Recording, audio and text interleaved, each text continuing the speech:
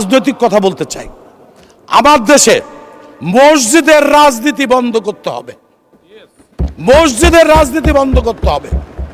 মসজিদ আল্লাহর ঘর, মসজিদে মানুষ নামাজ পড়বে, মসজিদে কোরআন শরীফ পড়বে, কিন্তু একটি রাজনৈতিক দল মসজিদে যাই রাজনীতি করে।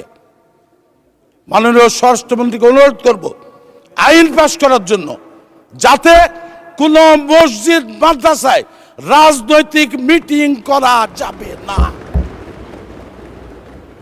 আমরা যেমন প্রকাশ্যে ফুটবল মাঠে বা হাই স্কুলে বা কোনো হল রুমে যেরকম বিএনপি বা অন্য রাজনৈতিক দলরা আমরা কর্মী সভা করি, জনসভা করি, মিটিং করি, তাদেরকেও সেই ব্যবস্থা করতে হবে।